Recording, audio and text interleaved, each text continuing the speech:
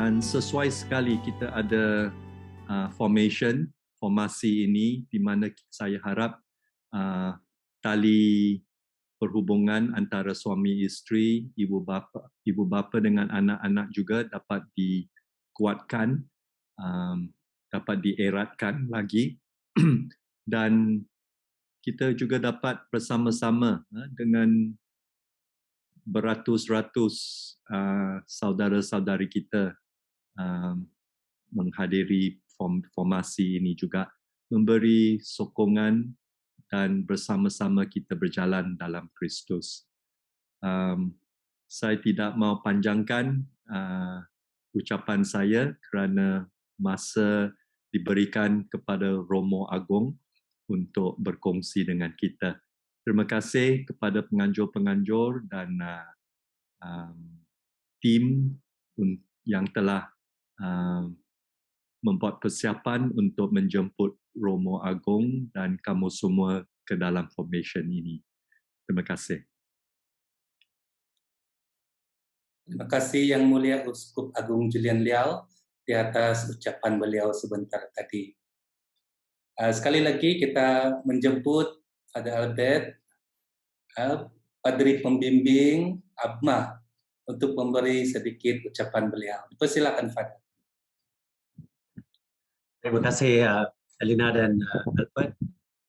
Saya bersyukur dan berterima kasih kepada uskup kita yang sudi datang untuk membuat ucapan sepatah dua kata dan juga Romo Agung yang akan mengendalikan sesi-sesi ini dan kita bersyukur seperti kata uskup tadi, masa ini adalah amat terpenting untuk formasi untuk semua, khususnya bagi keluarga dan Bapa Paus Francisco juga telah memperbincangkan kepada kita tentang ini dalam sukacita kasih dalam buku yang dikeluarkan itu.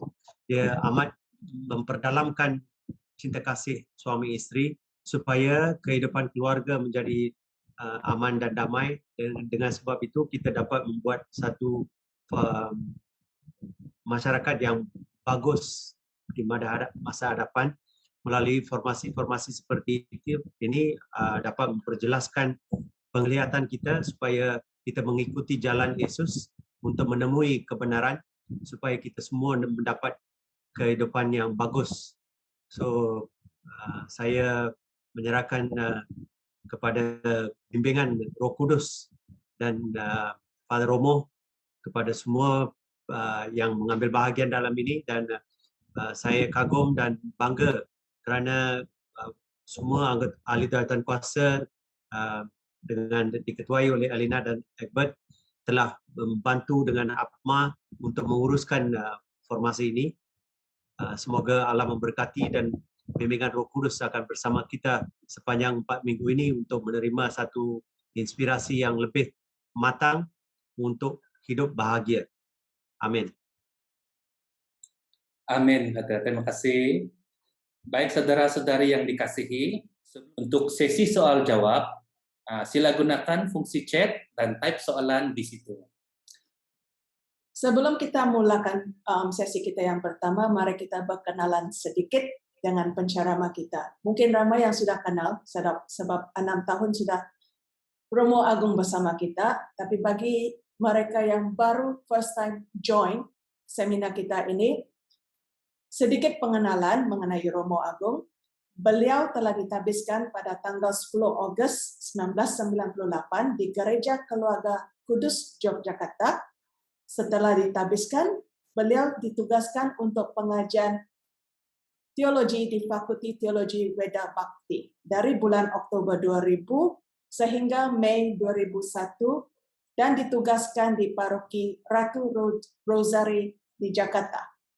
Kemudiannya, beliau melanjutkan pengajian PhD dalam teologi perkawinan di Institut Giovanni Paolo II di Italia.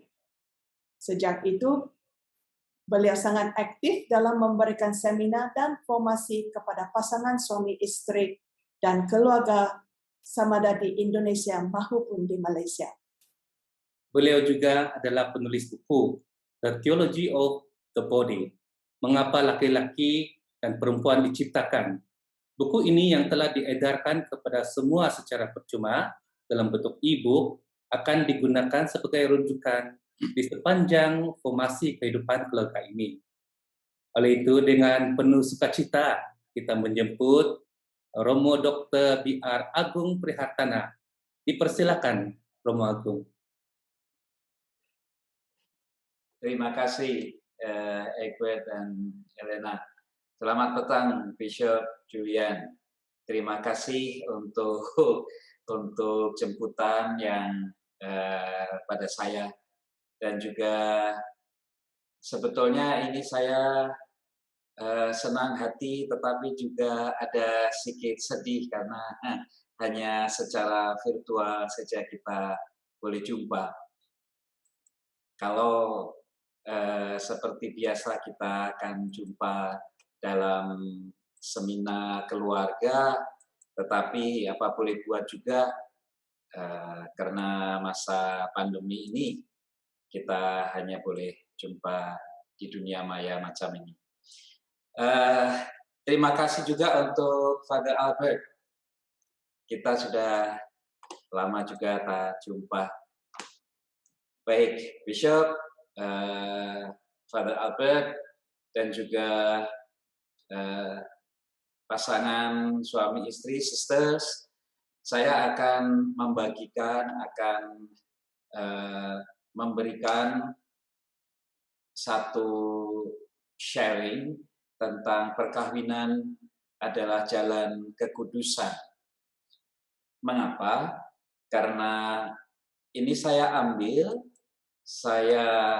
terinspirasi dari surat Paulus kepada jemaat di Efesus, pasal 5 ayat 25-26, yang mengatakan, kasihilah istrimu sebagaimana Kristus telah mengasihi jemaat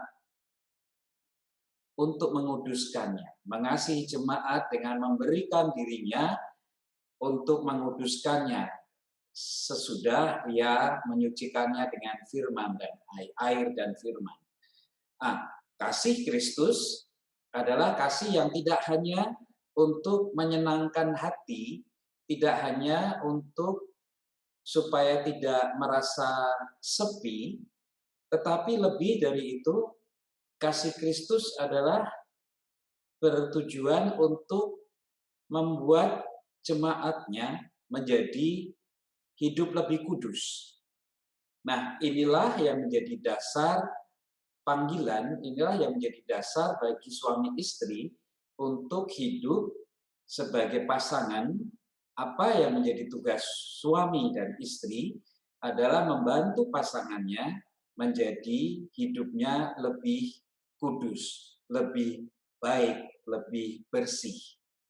Kalau ada suami atau istri, atau kalau ada lelaki atau perempuan, selepas perkawinan, selepas pernikahan, tetapi mereka berbuat jahat, mereka berkata-kata kasar pada pasangannya, mereka berbuat jahat kepada pasangannya, itu artinya mereka gagal dalam perkawinan, dalam menjalani panggilan dari Tuhan.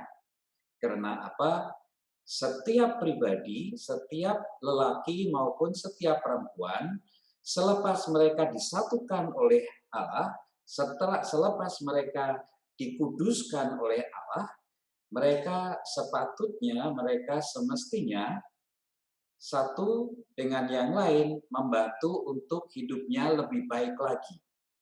Bila semula ketika seorang lelaki atau seorang perempuan itu egois, tetapi selepas dia berkawin dengan pasangannya, dia tidak lagi menjadi egois. Itulah perkawinan yang menjadi jalan untuk pasangan hidupnya lebih kudus. Dan itulah sebetulnya yang Tuhan rancangkan, Tuhan inginkan terhadap pasangan. Maka formasi kehidupan keluarga selama 4 pekan ini akan membantu Anda semua, membantu kamu semua sebagai pasangan, bagaimana sepatutnya, bagaimana seharusnya Anda membantu, kamu membantu pasangan untuk hidupnya lebih baik. Yang dulu sebelumnya suka atau senang marah-marah, bagaimana selepas berkawin dengan kamu, dia menjadi orang yang sabar.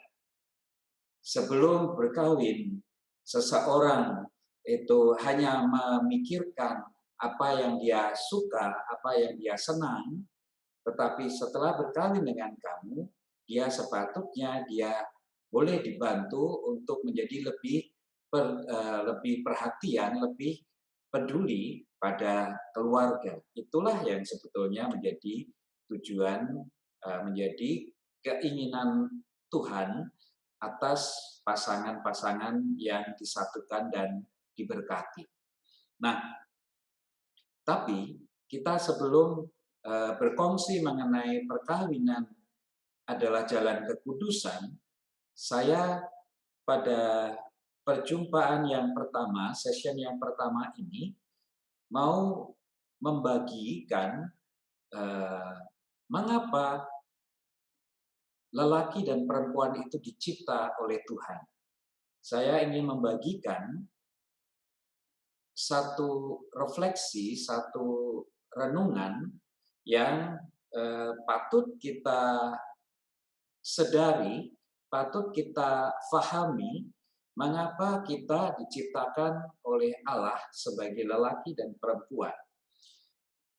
Terkadang kita hanya merasa bahagia, merasa bangga kalau kita dikata oleh orang lain menjadi orang yang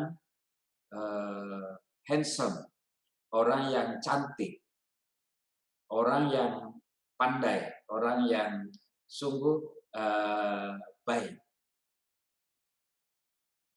Tetapi pada perjumpaan kita petang ini, kita mau diajak, dijemput oleh Tuhan Allah sendiri, bukan hanya untuk mensyukuri, bukan hanya untuk bersyukur bahwa kita menjadi pribadi atau kita mempunyai badan, mempunyai tubuh yang bagus, mempunyai wajah yang handsome atau mempunyai wajah yang cantik.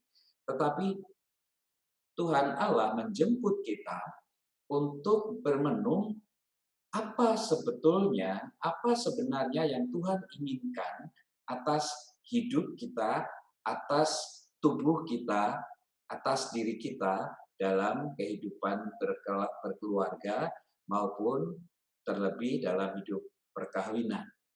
Nah, sebelum kita melihat, sebelum kita merenung apa yang Tuhan kehendaki, kalau saya boleh bertanya, kalau saya mau bertanya, bolehkah kamu berkisah selepas melihat gambar ini? Bolehkah kamu? Boleh, siapapun, sesiapa yang mau berkisah selepas melihat gambar ini, apa yang boleh kamu kisahkan, apa yang boleh kamu ceritakan dengan melihat gambar ini? Elena Egbert boleh membuka mic. Bangunan tertinggi dalam Malaysia Ya. yang namanya Twin Tower ada di KL. Ramai orang suka pergi. Ada jambatan di tengah-tengah. Apa lagi? Ya. Yang menjadi tumpuan para pelancong seluruh dunia. Menjadi tumpuan para pelancong. Oke. Ada lagi? Ada fountain yang cantik di sana. Ada pancutan air yang cantik di sana. Cantik, oke. Ada lagi? Dan dia Merupakan salah satu struktur bangunan yang menggunakan teknologi terkini, pada saat dia dibina Oke. dan dengan reka bentuk yang sangat menarik. Oke. Dan dia ada 2 yang sama. Dia ada 2. Oke. Apakah kamu tahu mengapa Malaysia itu membangun Twin Tower ini? Mengapa? Mungkin saudara Spencer boleh memberi jawaban. Oh ya, Brother Spencer.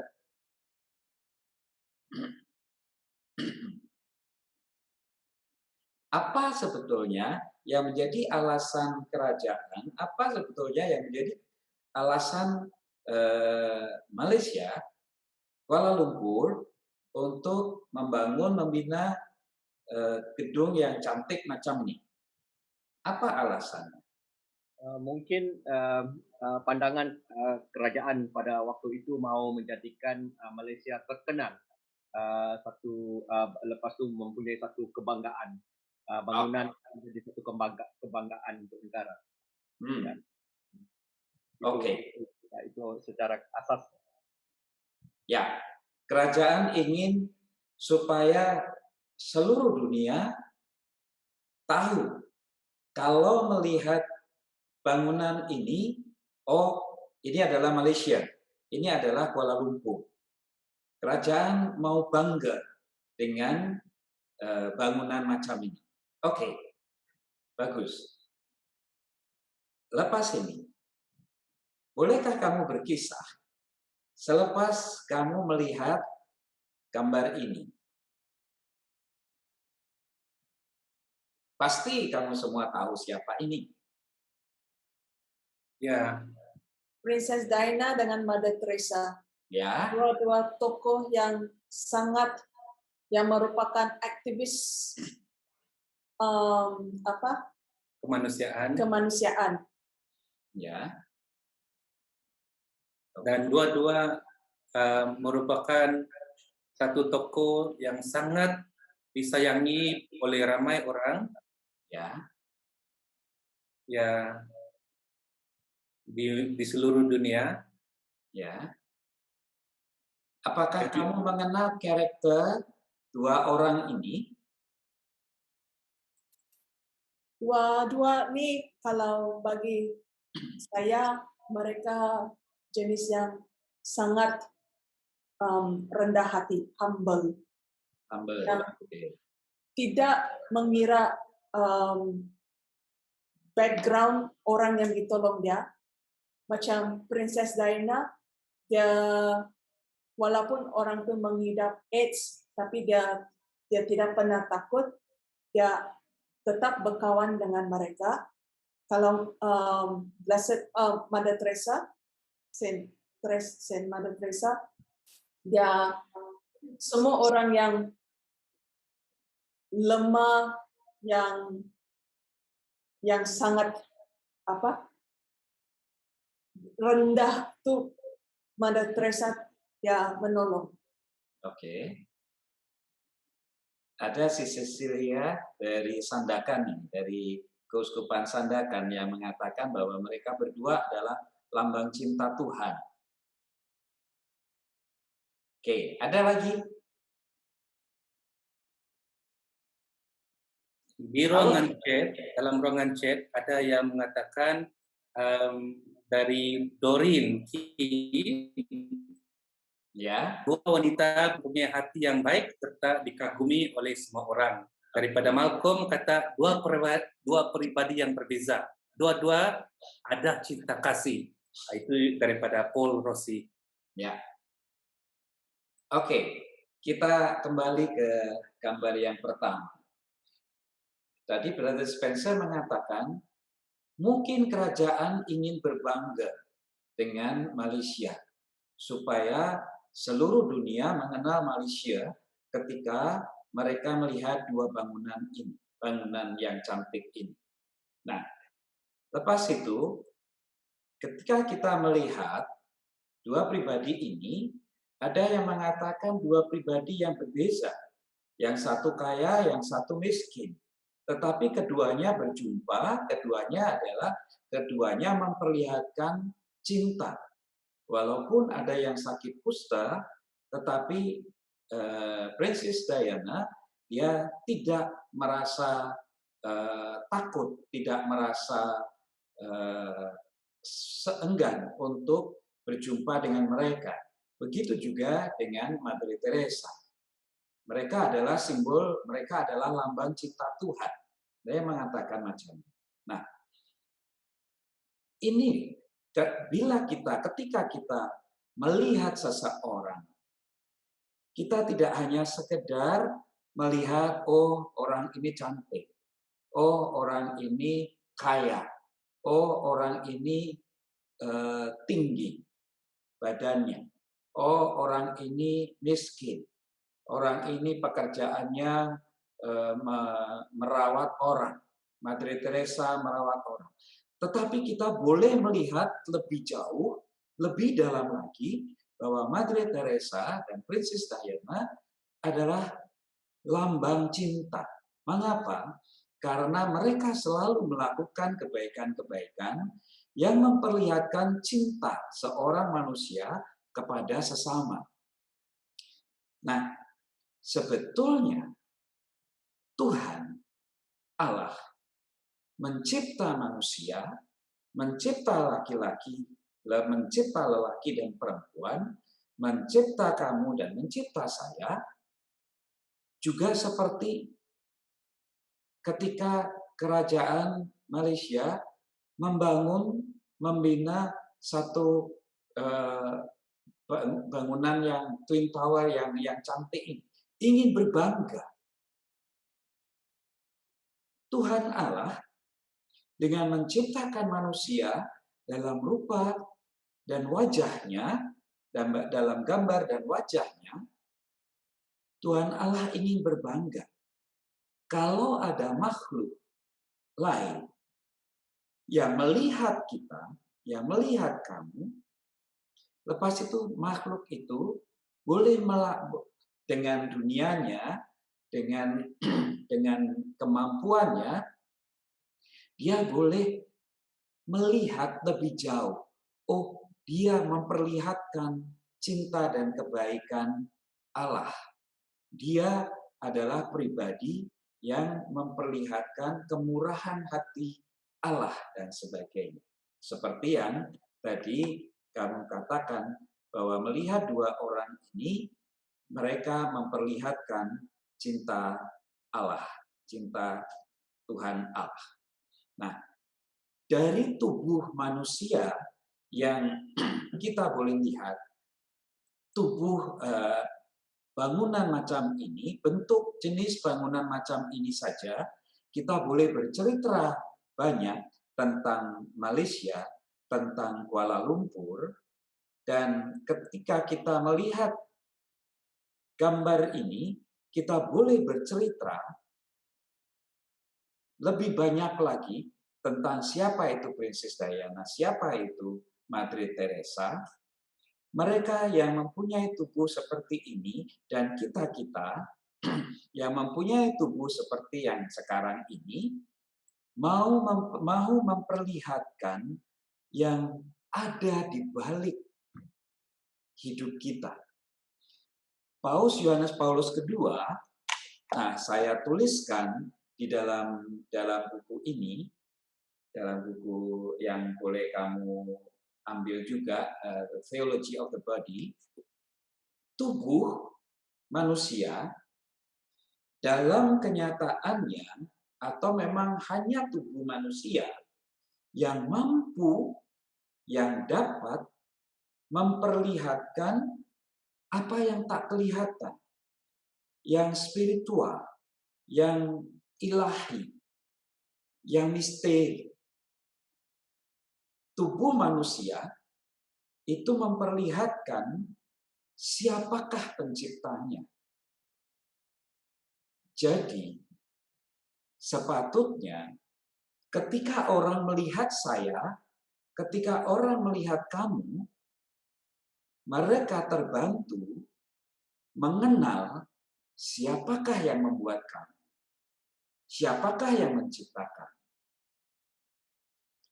Kalau ada seorang lelaki, ada seorang perempuan yang hatinya baik, seperti Princess Diana, seperti Mother Teresa, seperti John Paul II, kita dengan sangat senang, dengan sangat mudah mau mengatakan bahwa mereka adalah pribadi-pribadi yang memperlihatkan kasih Allah. Mereka adalah simbol cinta Allah. Nah, soalannya adalah, apakah kamu boleh membantu pasangan kamu ketika mereka berjumpa dengan kamu, mengatakan bahwa inilah suami, inilah istriku yang menjadi lambang cinta Allah. Sebetulnya, mengapa Allah mencipta lelaki dan perempuan? Tujuan yang paling utama, tujuan yang paling pertama adalah supaya sesiapa yang melihat kamu dengan badan semacam ini, dengan tubuh seperti ini, mereka boleh mengenal Allah. Kalau tadi dengan melihat Twin Tower, kita boleh mengatakan Kuala Lumpur, Malaysia mau berbangga dengan bangunan yang cantik itu. Kita boleh bertanya, kalau Allah menciptakan kita, kalau Allah mencipta saya sebagai lelaki atau sebagai perempuan, apakah sekiranya Allah juga berbangga? Karena kalau ada orang yang berjumpa dan melihat kita,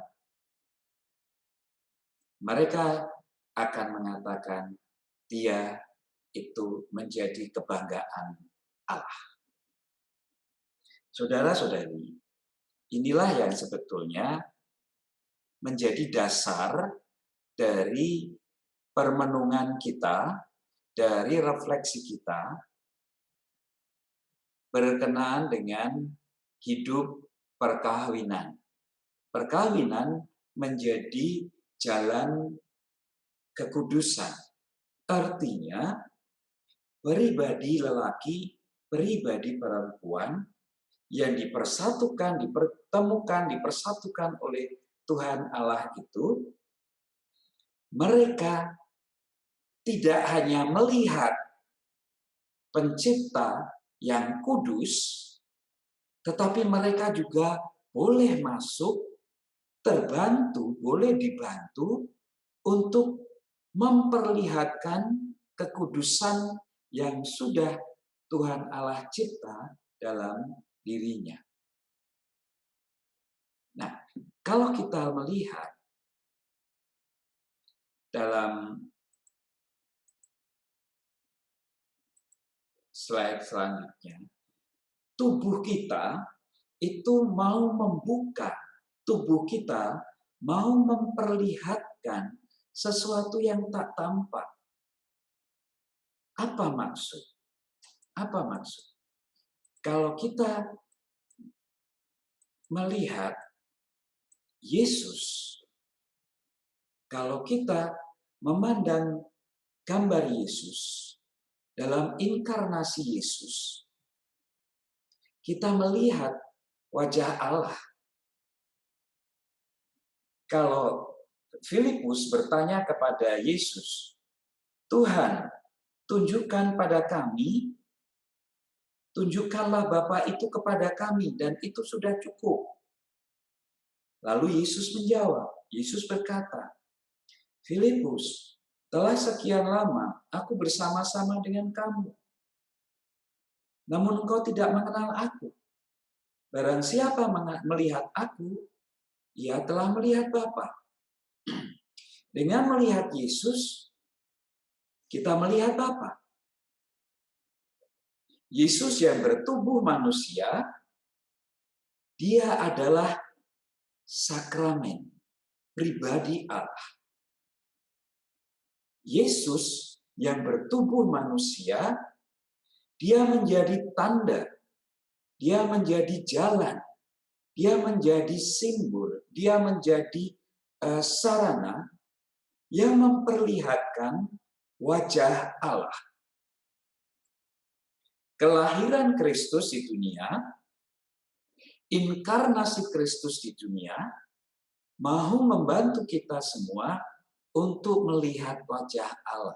Itu Kristus. Nah, kita semua yang diciptakan oleh Tuhan Allah dengan tubuh semacam ini mau menampakkan siapakah Allah itu. Nah, di dalam buku saya pada ini page 6 dan sampai 7 saya bacakan, tubuh adalah sakramen pribadi karena tubuh mentransferkan realitas yang tak tampak menjadi tampak. Apakah itu? Sekarang saya nak tanya. Bolehkah kamu mengatakan satu atau dua kebaikan Tuhan Allah yang kamu percaya, yang kamu iman? Allah itu, misal, Allah itu pengampun. Ada lagi, apa yang kamu kenal? Kebaikan-kebaikan Allah, apa yang kamu kenal? Allah itu penyabar, Allah itu penyabar, penuh cinta kasih. penuh cinta kasih. Allah itu maha mengampuni. Allah itu maha mengampuni. Dan juga kalau para peserta di situ boleh menjawab, boleh letak dalam fungsi chat dan kami akan bacakan. Ya. Allah maha berkuasa. Oke. Ya, itu daripada Walter. Mungkin para peserta yang lain boleh berinteraksi melalui chatting-nya. Allah itu pencipta, Allah itu mendengar. Banyak kebaikan-kebaikan Allah yang boleh kita katakan, boleh kita cakapkan. Allah itu lemah lembut. Allah itu pengasih. Saya nak mau tanya, kalau Allah itu penyabar, adakah di dalam hati kamu sabar? Ada kan? Ada tak? Ada. Ya Father, ya Romo, saya sabar, tapi kadang-kadang, terkadang saya juga marah. Tapi punya sabar tak? Punya. Punya. Ya, Ya. Walau hanya sedikit. Karena Allah itu maha sabar, kita adalah orang yang sabar. Allah itu sentiasa penuh dengan cinta kasih. Di dalam hati kamu ada cinta kasih tak? Ada ya?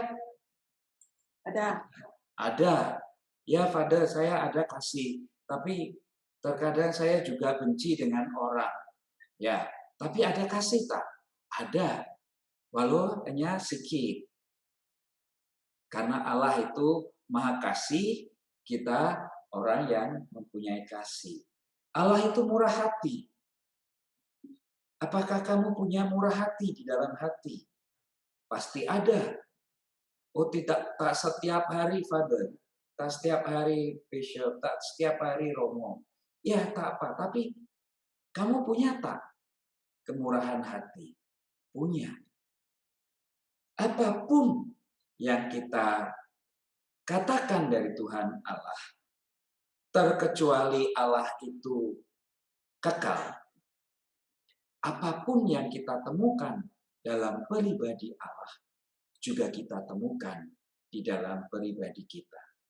Allah itu maha penyabar, kita juga punya sifat penyabar.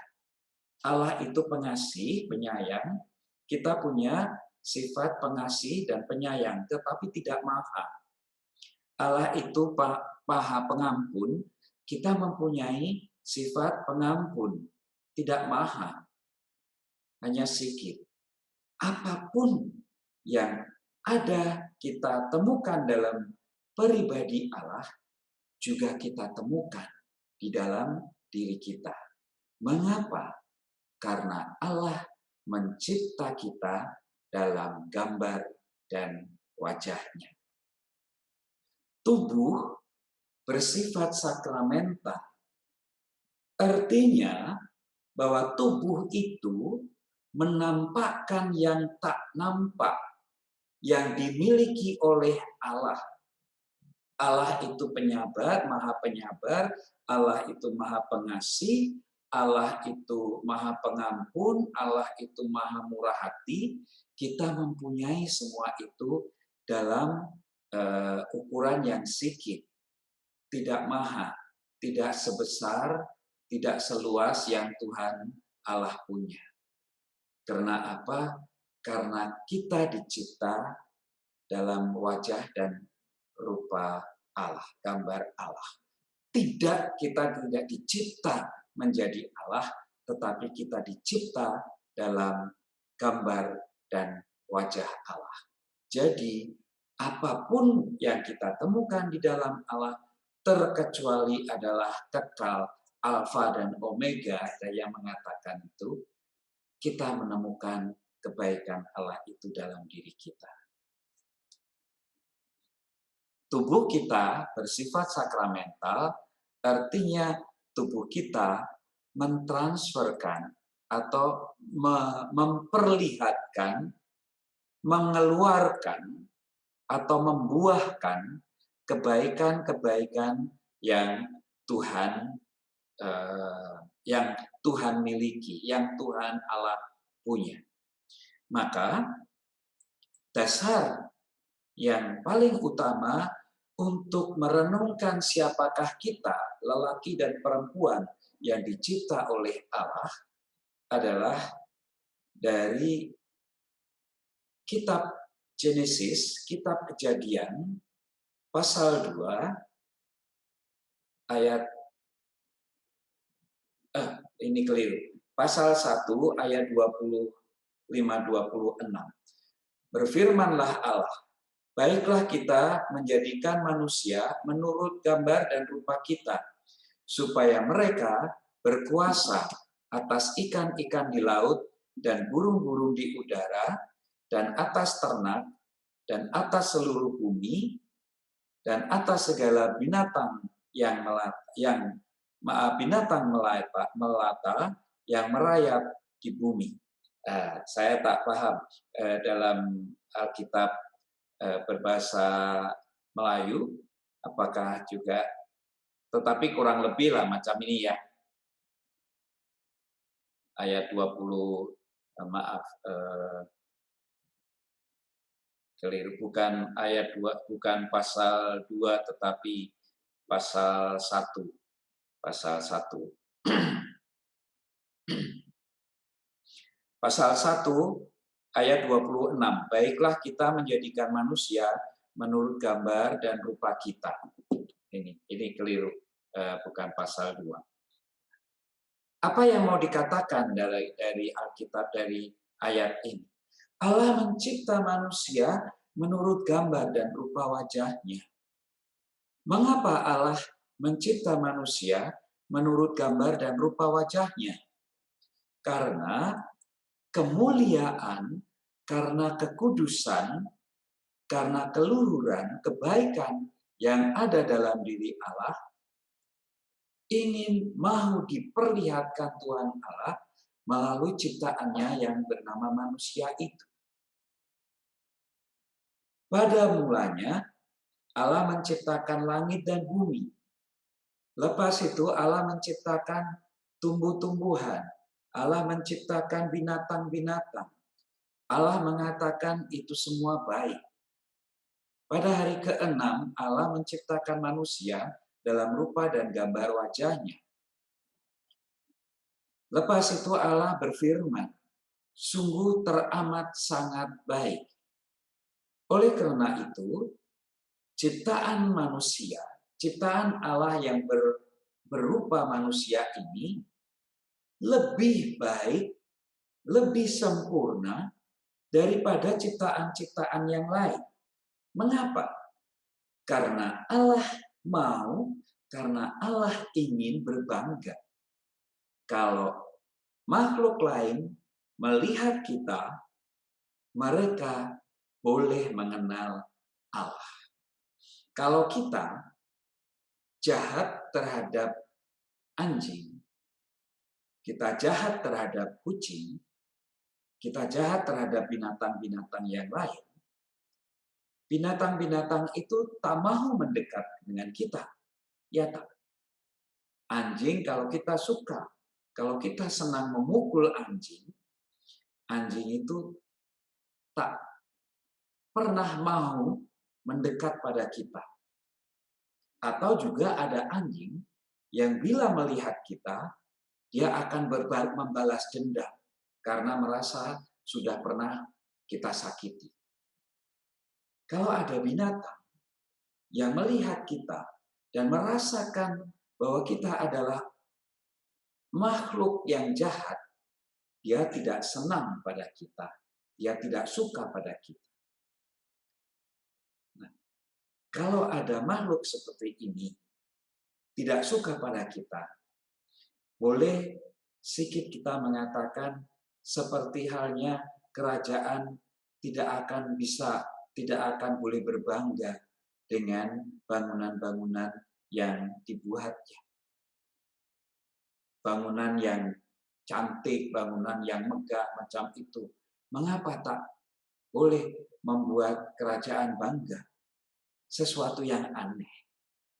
Jadi, kalau ada manusia yang jahat, menjadi aneh. Karena apa? Karena Allah sebetulnya ingin berbangga dengan kita, tetapi itu tak terjadi. Allah mencipta manusia menurut gambar dan wajahnya karena Allah mau. Dia berbangga, dia senang hati karena kebaikan-kebaikannya boleh dilihat, boleh dirasakan oleh makhluk lain. Apakah itu makhluk yang namanya manusia? Apakah itu adalah makhluk yang namanya binatang atau juga tumbuhan? Kalau kita menebang pohon sesuka hati kita, pohon yang tak dapat bercakap, tak dapat cakap-cakap dengan kita, tak dapat berkata-kata dengan kita, tetapi dengan caranya dia mengatakan bahwa manusia itu jahat.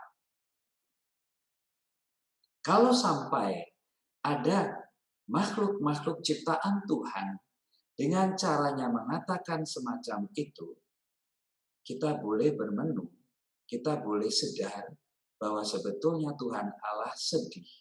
Tuhan Allah kehilangan rasa berbangganya karena apa yang dicipta, wajah yang gambar dan wajah yang dicipta dalam diri manusia itu tak dapat memperlihatkan siapakah dirinya.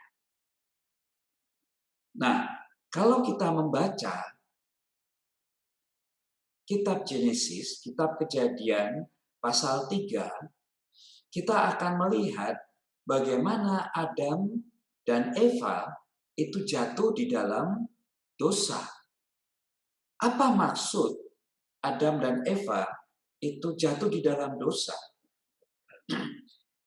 Adam dan Eva tidak hanya melanggar apa yang diperintah oleh Allah, tetapi lebih dari itu, Adam dan Eva yang sebetulnya memiliki keserupaan alamiah dengan Allah, mereka dicipta sebagai makhluk yang berkepribadian dengan roh, pikiran, perasaan, kesadaran, dan kuasa untuk memilih.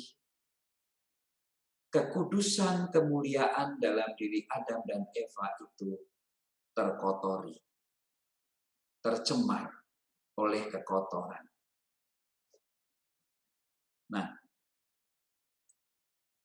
Adam dan Eva, manusia, lelaki dan perempuan, dicipta dalam rupa gambar wajah, dalam gambar dan rupa wajah Allah, artinya mereka secara unik, mereka secara tersendiri, mereka secara khas mencerminkan kasih, kemuliaan, dan kekudusan Allah.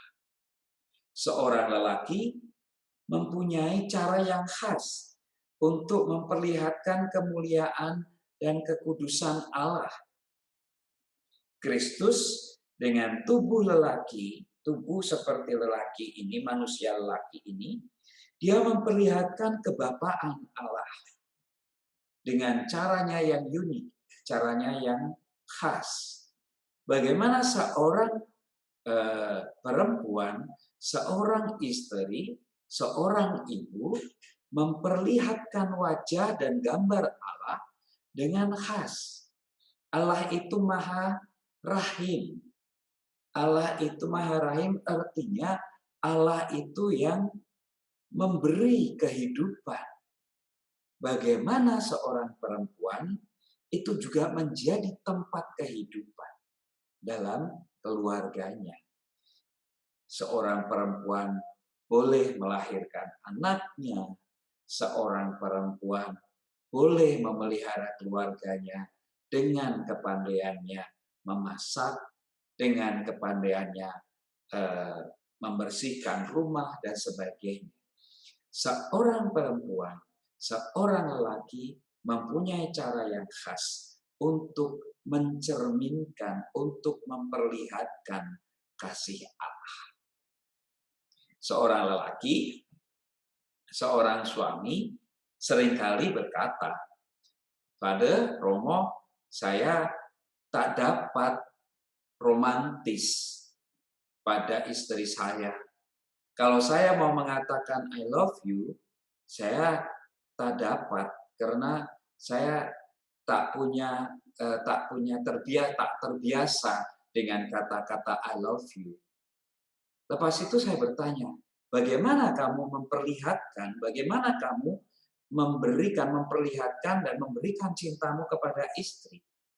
Saya memperlihatkan cinta saya pada istri saya dengan cara kata-kata yang bagus, bukan kata-kata yang kasar. Saya memperlihatkan cinta saya pada istri dengan memberikan dia apa yang dia suka pada semasa dia merayakan hari kelahirannya. Pada masa kita merayakan anniversary, saya bagi dia sesuatu yang dia suka, dia senang.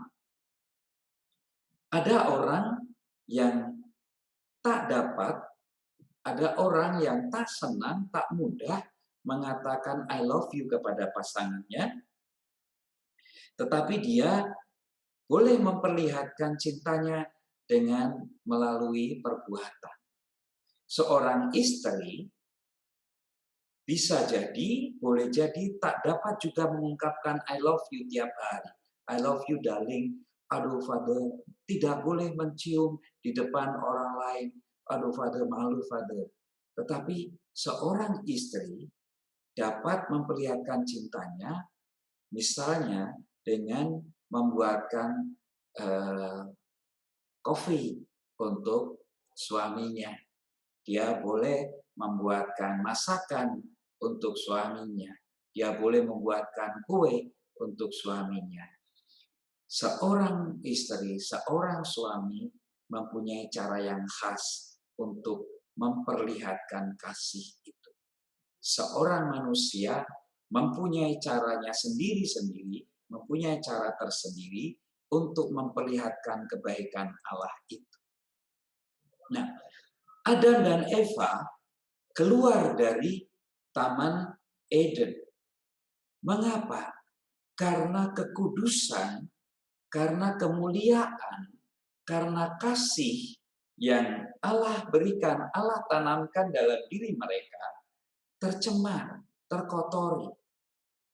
Karena kasih, karena kemuliaan, karena kesucian mereka itu terkotori, tercemar, maka mereka keluar dari Taman Eden. Taman Eden tidak hanya sekedar suatu tempat yang menyenangkan hati. Tetapi Taman Eden adalah tempat yang membahagiakan. Bila hati kita tercemari, terkotori oleh kejahatan-kejahatan yang merusak kekudusan, yang merusak kasih kita, yang merusak kemuliaan kita sebagai manusia, maka kita akan keluar dari Taman Eden kita. Kita akan keluar dari taman kebahagiaan kita. Kalau ada seorang suami, kalau ada seorang istri yang hatinya terkotori oleh kejahatan, sehingga dia mengatakan kata-kata kasar, sehingga dia melakukan perbuatan jahat kepada pasangannya, maka dia dan pasangannya keluar dari taman kebahagiaan. Saya nak mau tanya, apakah kamu senang hati ketika kamu marah-marah? Atau apakah kamu damai? Hati kamu damai bila kamu marah-marah? Ketika kamu marah-marah. Ketika kita marah-marah, ketika kita mengatakan kata-kata yang kasar, kata-kata yang tak baik, ketika kita melakukan perbuatan-perbuatan yang tak baik, hati kita tak tenang, hati kita tak damai, hati kita tak bahagia. Itu tandanya kalau kita keluar dari Taman Eden. Adam dan Eva, Adam dan Hawa berdosa. Karena apa? Karena dia mengotori kesucian, mengotori kekudusan, mencemarkan kemuliaan, mencemari kasih yang Tuhan berikan, sehingga mereka terusir dari taman yang membahagiakan itu. Nah,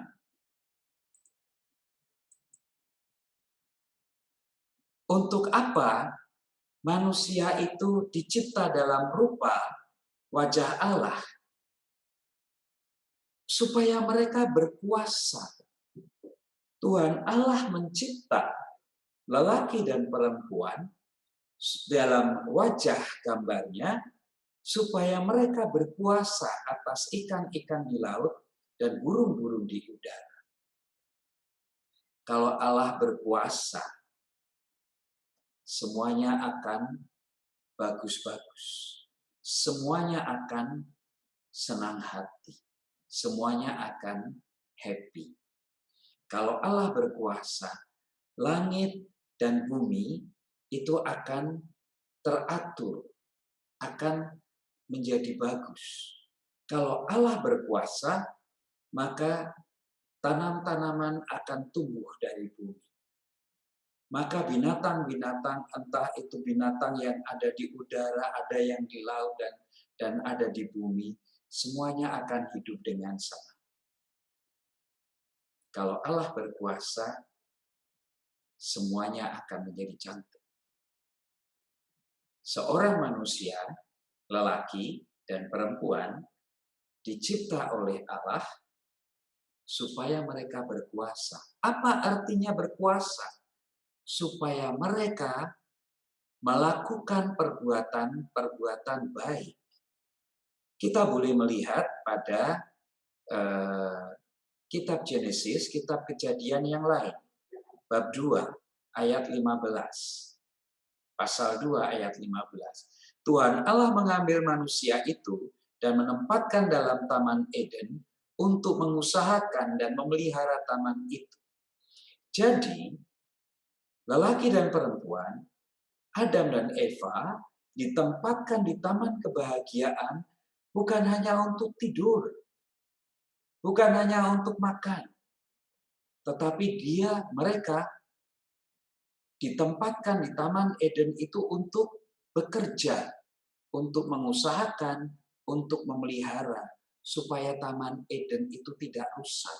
Taman kebahagiaan itu, taman yang memberi kebahagiaan itu tidak rusak.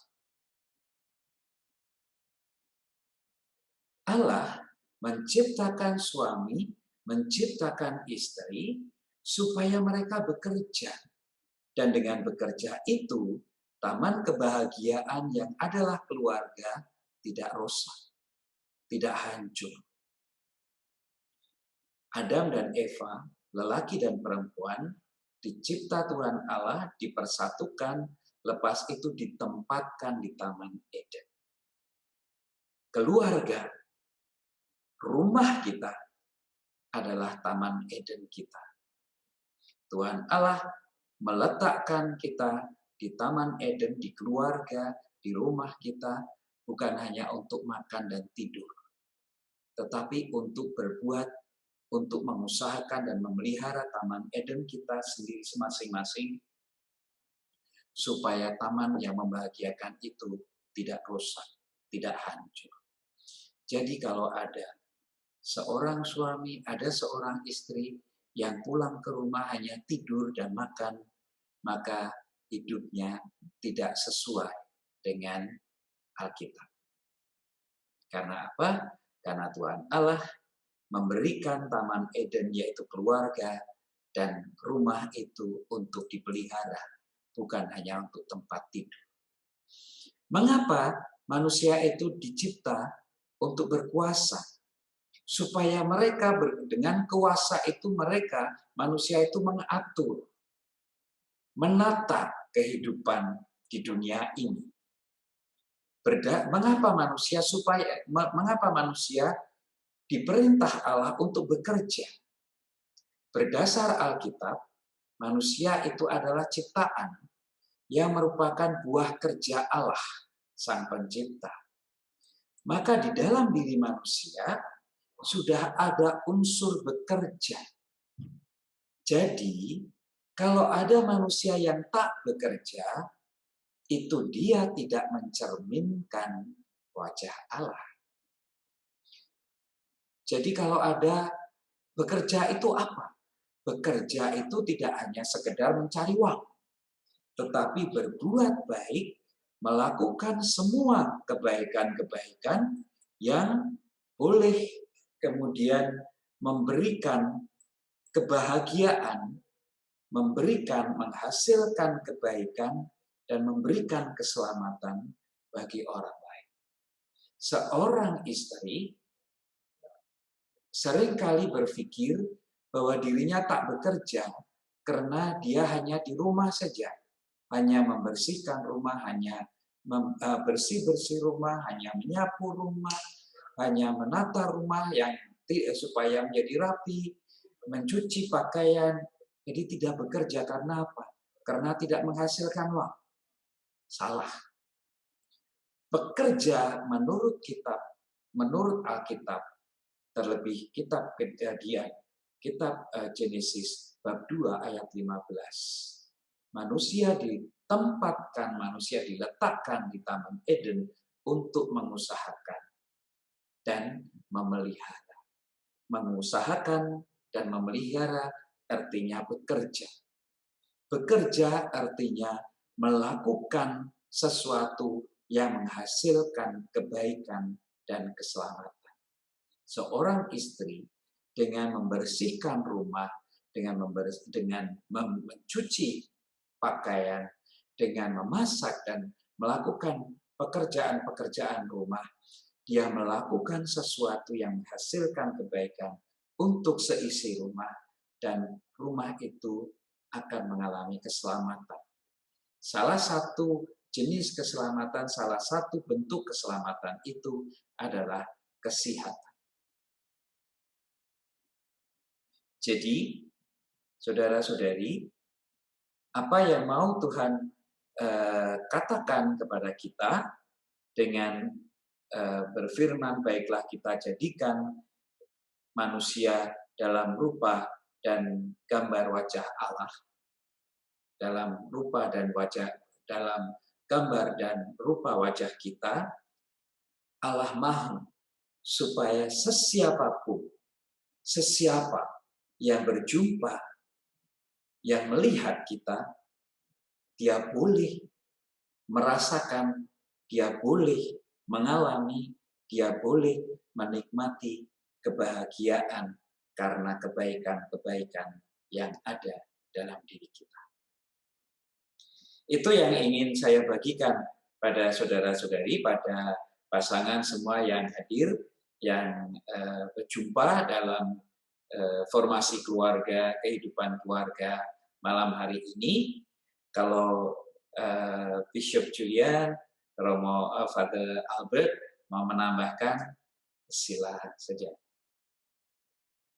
Baik, Elena dan Egbert, itu yang saya boleh bagi untuk kamu semua malam hari ini.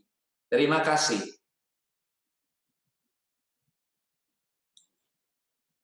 Baik, terima kasih Romo Agung atas ceramah tadi.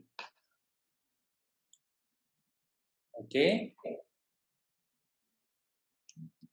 Baik, jadi kita akan masuk dalam sesi soal jawab. Sukacita kita ada banyak masa untuk sesi soal jawab kali ini. Oke, sepatutnya masa itu panjang ya.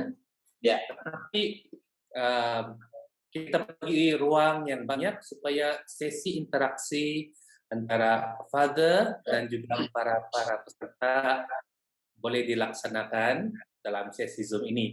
Jadi kita akan membuka untuk beberapa persoalan, oke?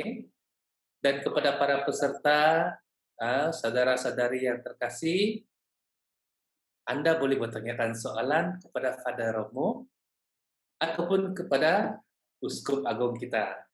Beliau ada di sini bersama kita. Type saja dalam ruangan chat. Oke, dan kita akan bacakan soalan-soalan tersebut. Baik,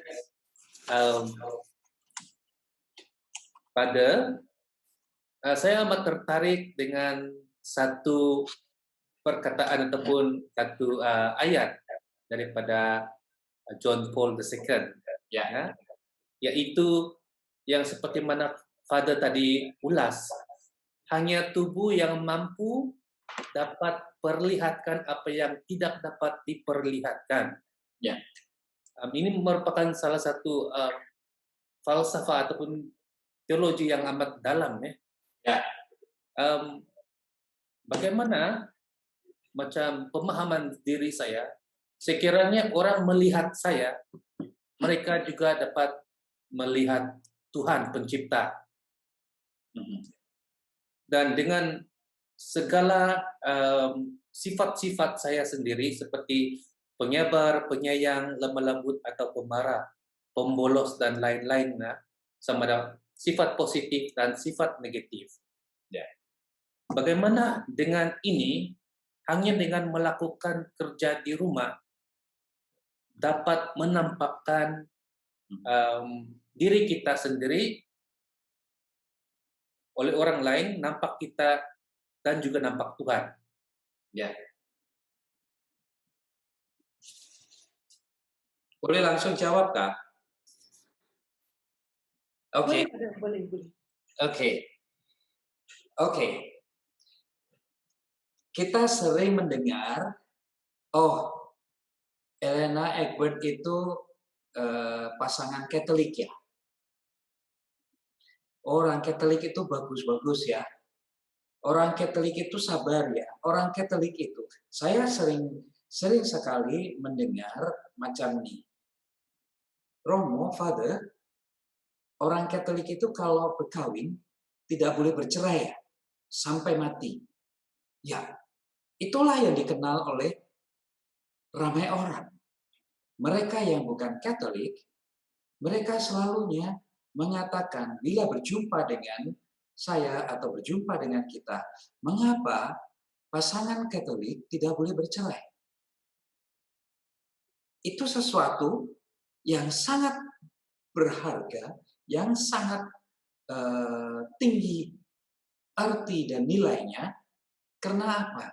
Karena orang lain akan paham, akan mengenal, orang Katolik tidak boleh bercerai karena Tuhan Allah mengatakan tidak boleh bercerai. Ada satu bapak yang anaknya, bapak ini beragama Buddha, dia anaknya juga beragama Buddha, berkawin dengan seorang Katolik.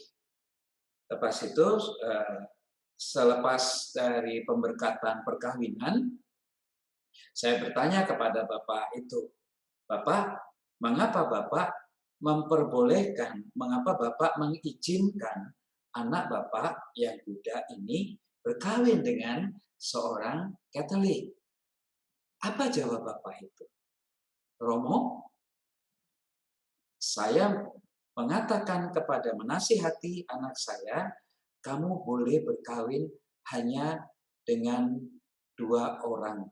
Hanya boleh pilih salah satu ini. 1, orang yang bersama beragama Buddha atau orang yang beragama Katolik.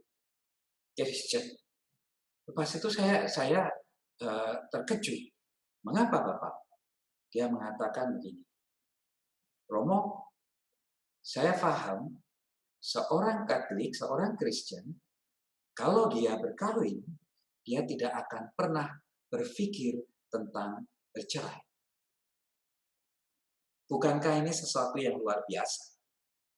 Nilai yang luhur, kesucian perkawinan dalam iman Kristen difahami, diketahui, dan diterima, bahkan menjamin orang merasa yakin bahwa anaknya tidak akan salah pilih pasangan. Ini sesuatu kesaksian yang luar biasa. Nah, kalau seorang berjumpa dengan kita, biasa ya kalau di Indonesia atau mungkin juga di Malaysia, orang akan mengatakan, dia orang Kristen kah? Oh, patutlah kalau dia Kristen, karena dia tidak corruption. Patutlah dia orang Kristen, karena dia tidak bercerai. Patutlah dia orang Kristen, karena dia suka mengampuni. Karena Tuhan mereka mengatakan, ampunilah 7 kali, 7 kali, 7 kali, 7 kali. Itu kan? Kalau pipi kamu ditampar, berikan pipi kamu yang satunya. Jadi seorang Kristen patutlah kalau dia itu penyabar. Ya Pak? Orang akan boleh melihat, orang akan senang mengenal Tuhan kita, mengenal Yesus Kristus dengan cara hidup kita.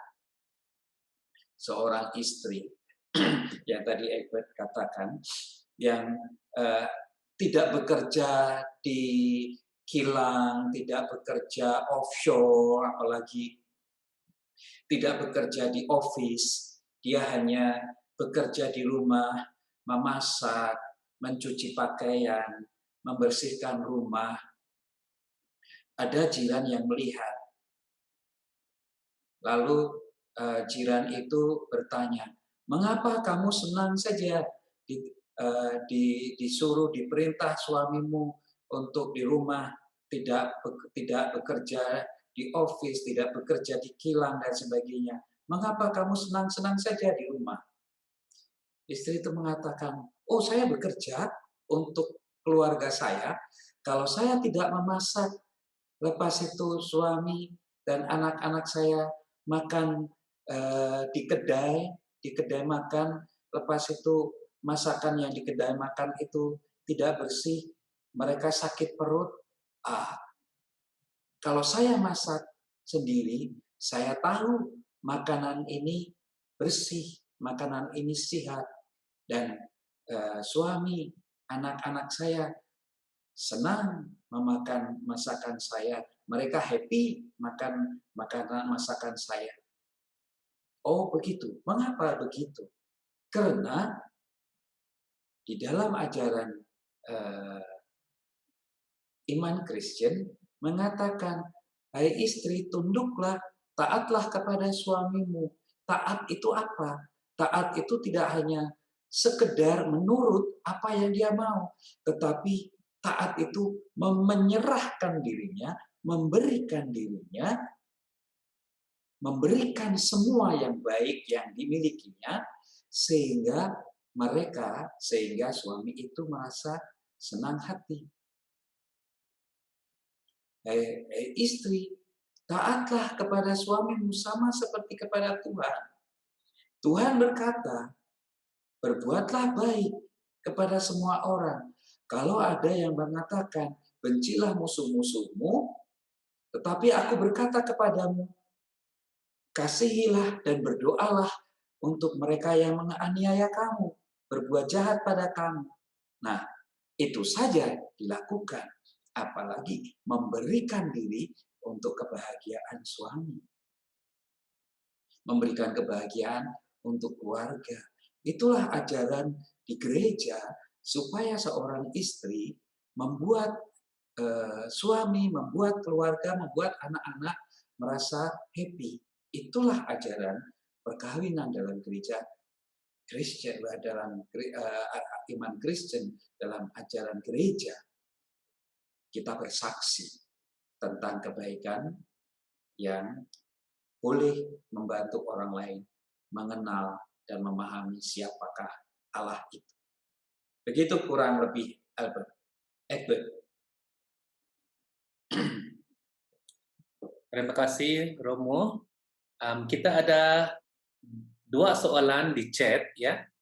Satu saja. Satu saja. Oke, ada 2 ya. Jadi saya bacakan dari para peserta. Soalannya, saya merasakan diri saya ini mempunyai pikiran yang tertutup, tak sangat terbuka. Saya jarang berfungsi tentang kehidupan keluarga saya. Adakah attitude ini betul di mata Tuhan? Bagaimana, Father? Ya, tak mau berkongsi apa? Kalau tak mau berkongsi cerita, oh istri saya, suami saya itu senang main game, istri saya, suami saya senang menghabiskan uang ke kedai, minum-minum, macam itu, itu baik-baik saja. Tetapi kalau jarang berkongsi kebaikan, tak mau atau jarang berkongsi menolong orang lain, nah attitude ini tentu tidak seperti yang Tuhan mau, tidak seperti yang Tuhan kehendaki. Karena apa? Karena berbuatlah baik kepada semua orang, karena aku sudah memberikan kepadamu secara cuma-cuma, maka kamu juga harus memberikannya secara cuma-cuma. Nah, berkongsi dalam arti memberikan, berkongsi kebaikan itu harus. Kenapa? Karena Tuhan kita mengajarkan kita macam itu. Karena Tuhan kita menghendaki kita macam itu. Tetapi kalau berkongsi dalam arti sharing tentang keluarga, sharing apa yang terjadi di dalam keluarga saya, itu tak menjadi masalah. Gitu kan. Lebih kurang macam itu. Untuk siswi Delia tak silap ya. Itu ya. Ya, untuk sedikit makluman kepada para peserta, sekiranya Anda tidak mau secara direct memberi atau pertanyakan soalan, boleh direct message ataupun personal message kepada saudara Spencer di ruangan chat, ya. Jadi soalan-soalan Anda akan berbentuk general dan kita boleh bacakan dari situ soalan-soalan daripada Anda semua. Untuk soalan yang ketiga sekarang, Pada, Ya. bagaimanakah di dalam perkawinan campur antara seorang Katolik dan bukan Katolik ataupun bukan Kristen, tujuan Allah mencipta manusia serta kebaikan Allah itu boleh dipamerkan oleh pasangan Katolik? Ya, baik. Di dalam perkawinan campur, bagaimana seorang Katolik boleh memperlihatkan kebaikan, dan itu yang sebetulnya diminta oleh gereja, yaitu bagaimana dia memperlihatkan atau memamerkan kesetiaannya kepada Allah, kesetiaannya kepada iman.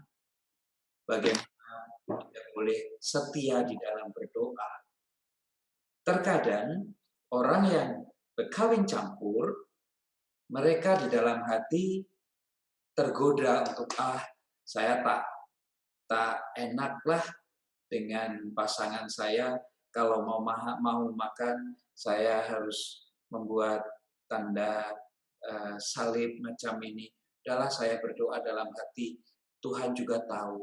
Ya, Tuhan memang tahu. Tetapi sebagai seorang Kristen, sebagai seorang Katolik, kita tidak mau memaksa mereka untuk mengikut kita, tetapi kita mau memperlihatkan bahwa sebagai seorang yang beriman kepada Tuhan, kita harus setia. Kita harus taat kepadanya.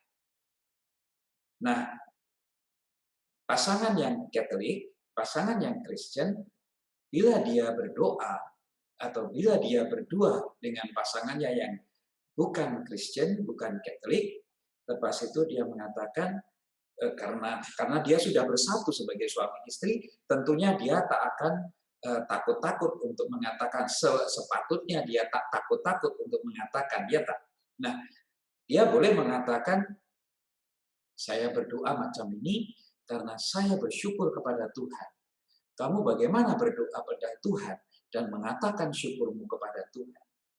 Seorang Kristen dalam hidup berkawin campur, dia boleh mengatakan kepada orang yang bukan Kristen, bagaimana kamu setiap hari harus berdoa untuk bersyukur kepada Tuhan sesuai dengan iman kamu. Sebuah ajaran yang gereja juga ajarkan. Kita tidak mau memaksa orang untuk menjadi Kristen seperti kita. Kalau misalnya mereka tidak mau, kita tidak boleh memaksa. Tak boleh memaksa. Tetapi kita boleh membantu mereka, mengingatkan mereka supaya mereka juga setia pada iman. Nah, salah satu yang sulit adalah sebagai seorang Kristen, saya harus memperlihatkan ketaatan dan kesetiaan kita kepada gereja, yakni mengajarkan anak-anak saya iman Kristen. Ini yang agak sulit, ya, mungkin menjadi sangat sulit. Itulah sebabnya mengapa gereja mengatakan, menasihati supaya sedapat mungkin seorang Kristen tidak menikah, tidak berkawin campur. Bukan mau diskriminasi, bukan tak mau menghargai iman orang lain, bukan mau menghalang-halangi orang yang mencintai siapa yang dia cintai, tetapi gereja hanya mau mengatakan kamu nanti akan mengalami kesulitan bila kamu berkawin campur. Ke soalan yang seterusnya.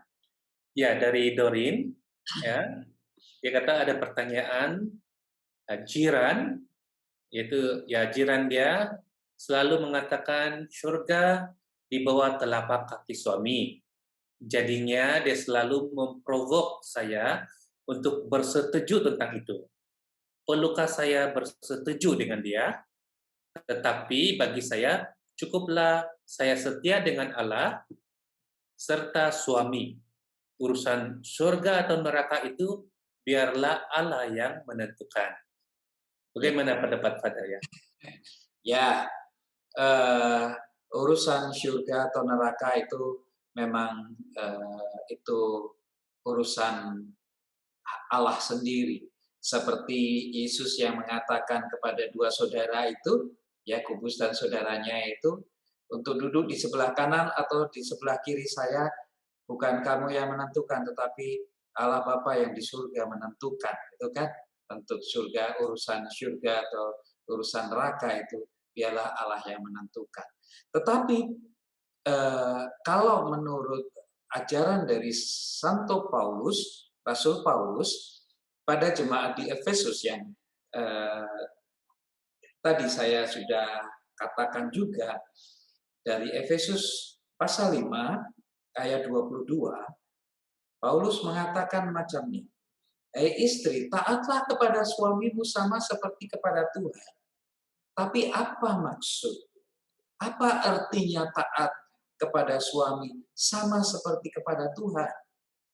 Yaitu seorang istri menyerahkan, memberikan dirinya semuanya, sepenuhnya.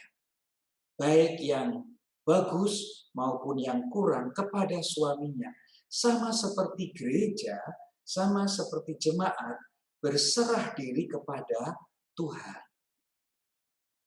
Maka arti taat dalam surat Paulus kepada jemaat di Efesus artinya menyerahkan diri secara total, menyerahkan diri secara sepenuh-penuhnya.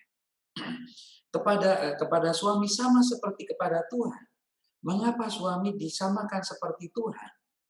Karena Satu Paulus selanjutnya dalam ayat 25 mengatakan, hai suami, kasihilah istrimu seperti Tuhan, seperti Kristus mengasihi jemaatnya. Jadi sama, seimbang, berimbang. Seorang istri memberikan dirinya kepada suaminya semuanya, seutuhnya.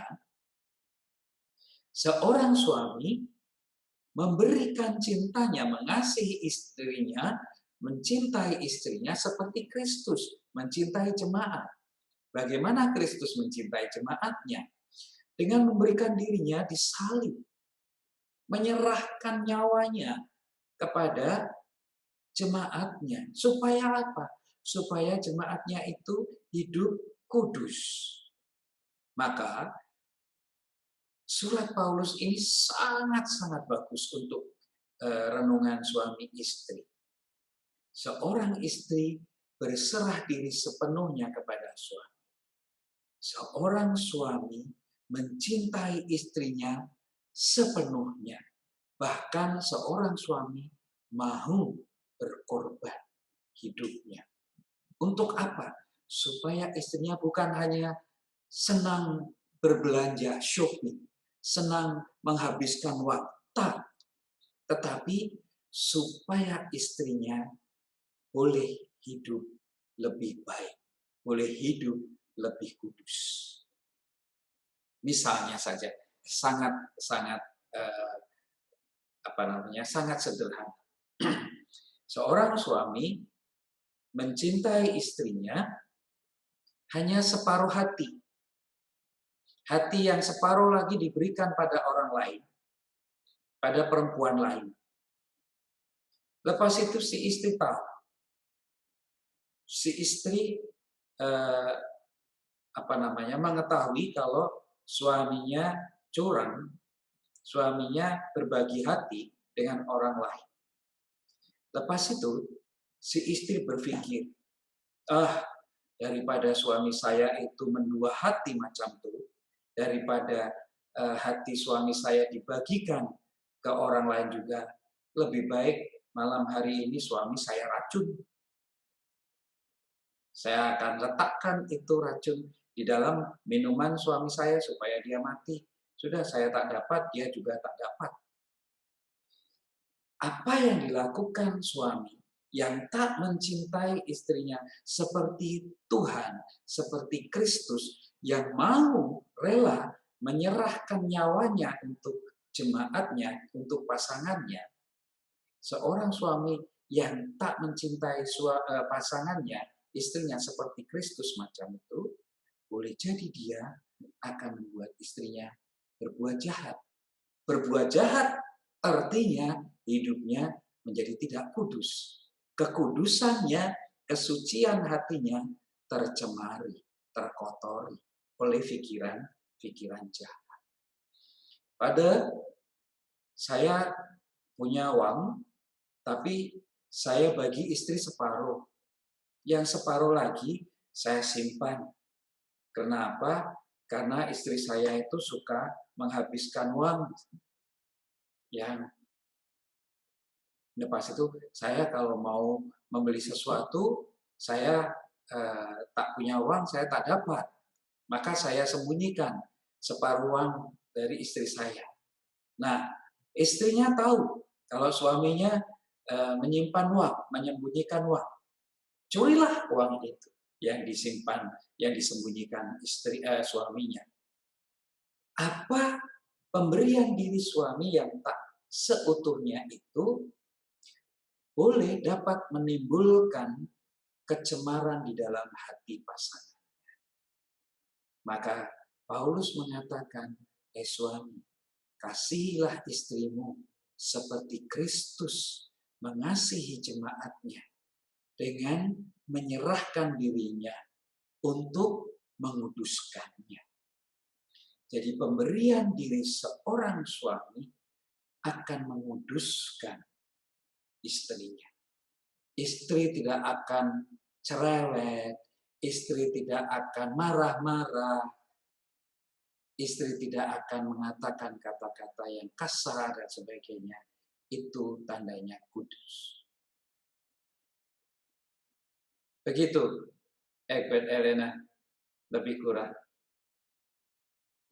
Terima kasih pada ya amat menarik perhatian sekali bagi suami-suami seperti diri saya dan yang ada di rumah, melihat istri gembira pergi shopping itu pun mungkin juga merupakan jalan kekudusan. Walau bagaimanapun, ya amat penting untuk memahami tujuan kekudusan dalam perkawinan juga ya, Father. Ya, jadi kita pergi ke soalan seterusnya. Ya. Apakah pandangan gereja dalam situasi perkawinan campur jika suami tidak bekerja dan mendera istri secara fizikal dan mental? Apakah yang harus dilakukan oleh istri untuk menunjukkan kasih Allah dan dalam masa yang sama melindungi anak perkawinan? Wow. Ini Silakan. Berat juga ini, Egbert Elena. Ya, tetapi macam ini. Prinsip utama adalah bahwa suami yang suka mendera istri secara fisikal dan mental, dia mencemari, mengotori kekudusan hidup istrinya. Karena apa? Karena si istri hatinya tak akan happy, hatinya akan menderita. Ya kan? Nah, bila seorang suami atau juga seorang istri mendera secara mental, mendera secara perkataan, dan membuat pasangannya menjadi tak senang hati, tak happy, dia adalah jalan menuju dosa. Dia menjadi jalan kedosaan bagi pasangannya. Maka apa yang seharusnya dilakukan oleh seorang istri atau suami kepada pasangan macam ini? Tidak cukup memaafkan 70 kali 7 kali, ya kan? Memaafkan bukan memaafkan itu menjadi perintah yang paling besar dari Tuhan. Tetapi dengan case macam ini, tak cukuplah kita memaafkan. Tetapi bagaimana kita juga berupaya, kita berusaha supaya deraan secara fisikal atau secara mental itu tak dilakukan lagi oleh suami. Ada berbagai macam cara, entah menjauh dari dia, entah kalau si suami boleh disedarkan, maka dia disedarkan dengan bantuan orang lain, dengan bantuan padri, dengan bantuan jiran, dengan bantuan saudara, sesiapapun itu boleh kita lakukan. Membuat suami atau istri yang suka mendera secara fisikal atau mental atau secara verbal, secara perkataan itu dengan menyadarkan semacam itu harus dilakukan. Tetapi saya tak paham untuk di Malaysia mungkin nanti Father Albert atau bahkan Bishop boleh menyampaikan hal ini.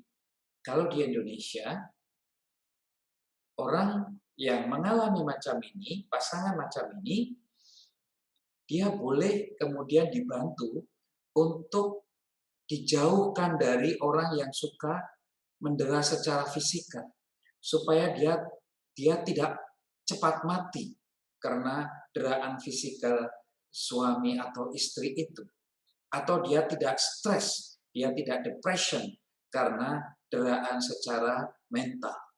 Itu ada usaha, ada cara, ada upaya untuk melakukan itu, menyelamatkan, bukan menceraikan. Tetapi untuk sementara masa, untuk sebentar saja, memisahkan dia secara fisikal, supaya tidak menderita seperti itu. Kalau kemudian boleh diperdamaikan lagi dan suami atau istri dia berjanji tidak akan melakukan itu lagi, maka mereka dipersatukan lagi. Kalau suami atau istri melakukan mendera secara fisikal lagi, maka terkadang ada macam tim yang membantu mereka, entah secara fisikal, entah secara mental, atau juga secara hukum macam itu. Maka berhadapan dengan case macam ini, kita boleh melihat macam mana case-nya lebih dahulu. Tetapi secara prinsip, orang yang melakukan kejahatan baik secara fisikal maupun secara mental atau secara verbal, dia menjadi, boleh kita katakan, sebagai jalan menuju dosa. Karena apa? Karena membuat orang lain akan berpikir tidak baik. Kurang lebih macam itu, Ellen. Kalau lanjutan daripada soalan yang tadi kan, Father, Ya. kalau suami atau istri seorang yang abusive, pasangan yang didera itu tidak tahan sudah dengan penderaan yang diterima, apakah patut perkawinan itu dipertahankan? Ya. Oke. Kalau di dalam hukum gereja, dalam canon law, sedikit saja, tetapi boleh kita melihat case-nya ya. Tak dapat semua case itu diberlakukan sama. Ada yang dikatakan untuk keselamatan victim atau korban boleh dipisahkan untuk sementara, dipisahkan secara fisik, macam yang saya katakan tadi, dipisahkan secara fisik. Boleh, ada kemungkinan macam itu dalam canon law. Tetapi itu baru akan diberlakukan dengan selepas ada beberapa tahapan, ada beberapa usaha, ada beberapa upaya dalam menyelesaikan case-case macam itu. Tetapi yang boleh dilakukan adalah menjauhkan secara fisikal saja, bukan memisahkan dalam perkawinannya itu dulu, tetapi menjauhkan secara fisikal. Nah, kalau case-case yang teramat sangat berat, nanti biasanya itu gereja akan kemudian melihat dalam canon law mengenai hal itu. Begitu. Oke, Father. Yang seterusnya. Kita ada banyak soalan daripada para peserta, walaupun mau diingatkan sekarang sudah 9.44, mungkin kita akan pilih beberapa soalan yang akan beberapa soalan 3-4 terakhir lah ya, sebab kita akan tamat lebih kurang jam 10 malam. Jadi kita teruskan untuk soalan seterusnya. Ya, Soalan yang seterusnya, ini daripada Maria Magdalena. so dia bertanyakan, ada orang pernah menasihati dia bahwa pasangan yang bercerai atau selingkuh tidak boleh menyambut komuni suci. Tapi dia pernah melihat ada orang menyambut komuni suci. Jadi dia ingin bertanya, apakah hukum Katolik mengenai hal ini? Ya. Orang yang mencemari kekudusan perkawinannya tidak boleh menerima komuni suci.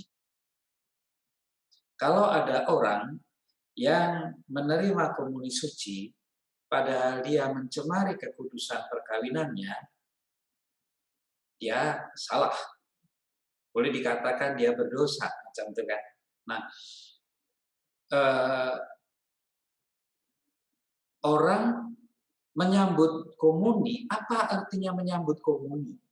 Dia bersatu dengan Kristus. Apa artinya bersatu dengan Kristus? Dia bersatu dengan sumber kekudusan. Dan memang dia dikuduskan oleh Kristus.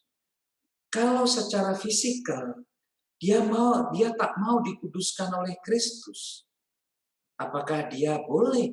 Kemudian apakah dia juga, apa artinya dia mau bersatu dengan yang kudus? Tak akan berbuah kekudusan. Nah, bersatu dengan Kristus, menyambut komuni, menerima komuni suci, artinya berkomuni, artinya komunio, bersatu dengan Kristus karena menyambut tubuhnya, menyambut darahnya. Nah, menyambut tubuh Kristus, menyambut darah Kristus, artinya dia bersatu, berkomunio dengan sumber kekudusan. Maka hidupnya akan kudus. Maka hidupnya sepatutnya, seharusnya menjadi kudus.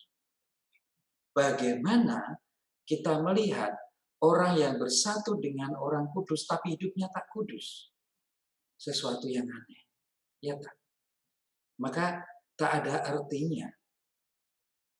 Sia-sia, kosong. Dia menyambut komuni suci, tetapi kosong karena tak membuahkan kekudusan. Juga, kalau orang yang macam ini, yang mencemari perkawinannya dengan selingkuh, dengan semacam ketidaksetiaan dalam perkawinan itu, pertama-tama dia tidak melakukan apa yang Tuhan perintahkan. Tetapi mengapa dia meminta sesuatu pada Tuhan? Misalnya, kamu tidak bekerja. Mengapa kamu minta gaji, minta salary? Aneh kan? Seorang yang tak bekerja di kilang, lepas itu datang kepada bos kilang, mengatakan, bos, saya minta salary. Aneh tak? Aneh ya? Nah, Tuhan memerintahkan supaya kasihilah istrimu, kasihilah suamimu, seperti aku mengasihi jemaat. Tapi orang itu tak melakukan apa-apa. Lepas itu dia datang pada Tuhan. Tuhan, saya minta tubuhmu. Aneh kan? Tapi ada orang yang mengatakan macam ini. Ya, Father, tapi Tuhan itu datang untuk orang berdosa. Betul, Tuhan datang untuk orang berdosa. Dia bukan datang untuk orang yang saleh, tetapi untuk yang berdosa. Tetapi jenis orang berdosa apa yang didatangi Tuhan? Adalah orang berdosa yang mau bertobat. Orang yang tak mau bertobat, kedatangan Tuhan tak akan ada artinya. Tuhan mau mendatangi Zakius, mendatangi Lewi, mendatangi Maria Magdalena. Kenapa? Tuhan mau makan dengan para pemungut cukai. Kenapa? Karena mereka mau bertobat. Zakius selepas berjumpa dengan Tuhan, dia membuahkan kebaikan. Dia menghasilkan kebaikan. Maria Magdalena selepas berjumpa dengan Yesus, dia menjadi murid Yesus yang setia. Lewi, pemungut cukai, selepas berjumpa dengan Yesus dan mendengar kata-kata Yesus, ikutlah aku. Dia pergi meninggalkan pekerjaannya, menjadi murid Tuhan. Orang-orang yang berdosa, yang mau bertobat, itulah yang Tuhan inginkan. Tapi Tuhan juga mengatakan kepada orang-orang Farisi yang merasa tidak berdosa, dia mengatakan macam ini, kamu tuh seperti kuburan, yang di atas itu kelihatan bagus-bagus, rapi, tetapi di dalamnya busuk. Itulah yang dikecam oleh Tuhan. Ya tak? Maka bagi orang yang mencemari perkawinannya, mengotori perkawinannya dengan selingkuh, dengan tidak setia macam itu, dia tak sepatutnya menerima komuni suci. Kenapa? Karena dia tak taat kepada Tuhan, dia tak melakukan perintah Tuhan, tetapi mengapa dia menuntut Tuhan memberi? Dia boleh meminta kepada Tuhan pengampunan, dan Tuhan akan memberikan. Tetapi dia juga harus memberikan kepada Tuhan perubahan, perbaikan. Itu yang diminta Tuhan. Begitu, si Selena. Romo Agong, boleh saya tambah sedikit? Boleh, silakan. Kalau pihak yang bersalah tu betul yang apa kamu katakan tadi. Kalau pihak yang tak bersalah, yang innocent victim, katalah suami yang berzina, suami yang bercerai, yang pihak yang tak bersalah tu dia boleh menerima tubuh Kristus. Boleh, karena dia tak melakukan tak melakukan selingkuh, boleh. Dia telah bercerai, pihak yang tak bersalah boleh menerima. Boleh. Yang bersalah adalah suaminya. Yang tak boleh menerima adalah suaminya. Bishop boleh menambah? Saya ingat sudah cukup. Ada banyak soalan lagi saya tengok. Oh, iya. Ya, kita memang ada banyak soalan. Soalan-soalan lain yang telah ditanyakan pada malam ini tetapi tidak sempat dijawab akan pada Agung jawab dalam sesi yang seterusnya.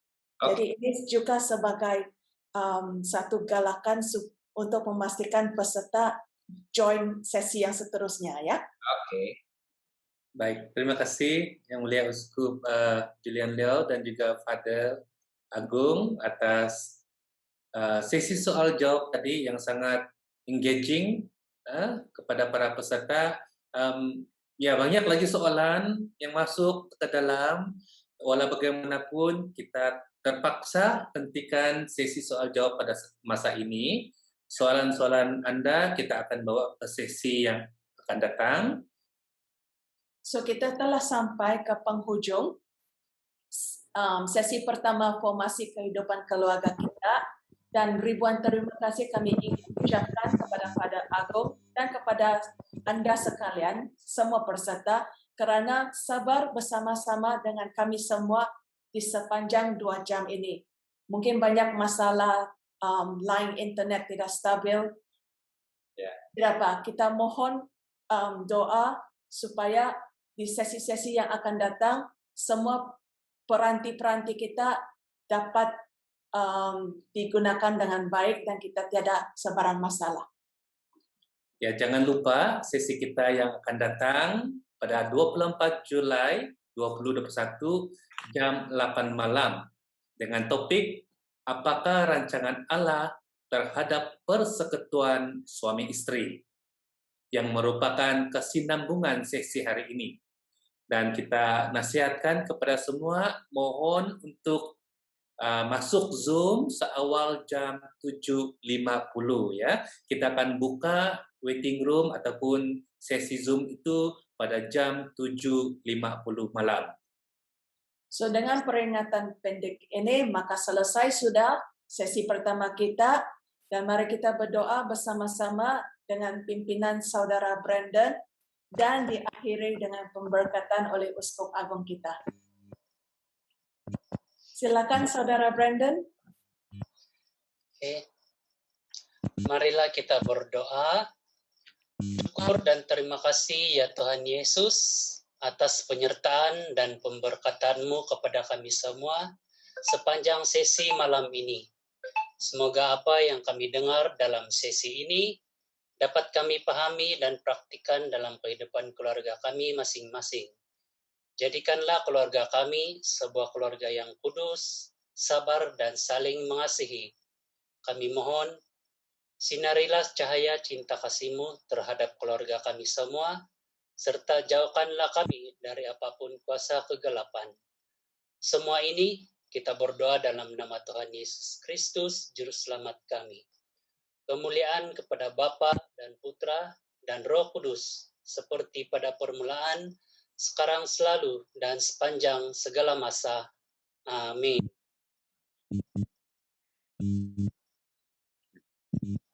So, Tuhan bersamamu. Dan bersama rohmu. Semoga saudara-saudari sekalian dilindungi, dibimbingi, dan diberkati oleh Allah yang Maha Kuasa, Bapa, Putra, dan Roh Kudus. Amin.